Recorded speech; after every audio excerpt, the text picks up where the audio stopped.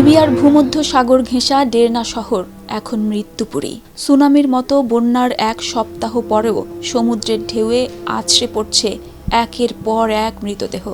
নিহতদের উদ্ধার আর নিখোঁজদের সন্ধানে ক্লান্তিহীন পরিশ্রম করে যাচ্ছেন উদ্ধারকর্মীরা। দিন শেষে রাত নেমে এলেও তাদের ফুসরত মিলছে না। নিখোঁজ স্বজনদের খুঁজতে অনেকেই ভিড় করছেন সাগর তীরে। জামা কাপড় দেখে প্রিয়জনের ক্ষত বিক্ষত দেহটিকে চেনার চেষ্টা করছেন।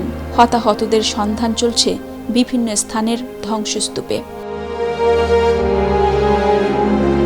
আন্তর্জাতিক অভিবাসন সংস্থা IOM বলছে, পূর্ব লিবিয়ায় বন্যায় ঘরহারা হয়েছে ৩৮,০০০ মানুষ। তাদের মধ্যে ৩০,০০০ই ডেরনার বাসিন্দা। লিবিয়ার অনেকেই এই ধ্বংসযজ্ঞকে বন্যা না বলে সুনামি বলছেন।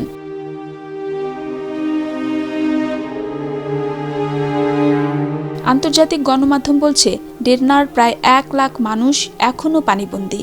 কিছু জায়গায় পানি নেমে গেলেও কাদায় বিপর্যস্ত ও ধসে পড়া বাড়িতে ফিরতে পারছেন না বাসিন্দারা। ওদিকে আশ্রয় শিবিরে মিলছে না প্রয়োজনীয় ত্রাণ সহায়তা। তাদের দরকার খাদ্য, পানি ও চিকিৎসা সামগ্রী। ভেঙে যাওয়া ঘরবাড়ি ঠিকঠাক করতে জরুরি ভিত্তিতে সেখানে সহায়তা দরকার। ক্ষতিগ্রস্তদের পাশে দাঁড়াতে লিবিয়ায় পৌঁছেছে বাংলাদেশের মানবিক সাহায্য। এছাড়া মিশর, ইরান, ইতালি সহ বেশ কিছু দেশ পাশে দাঁড়িয়েছে। জাতিসংঘের হিসেবে রোববার পর্যন্ত কেবল ডেরনা শহরে মৃতের সংখ্যা বেড়ে দাঁড়িয়েছে ১১,৩০০। এখনও নিখোঁজ ১০,০০০-এরও বেশি মানুষ। গেল রোববার ভয়ঙ্কর শক্তি নিয়ে লিবিয়ার উপকূলে আঘাত হানে ঘূর্ণিঝড় ড্যানিয়েল।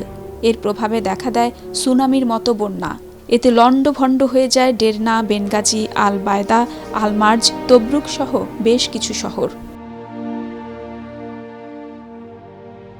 হৈমন্তী শুক্লা, প্রতিদিনের বাংলাদেশ।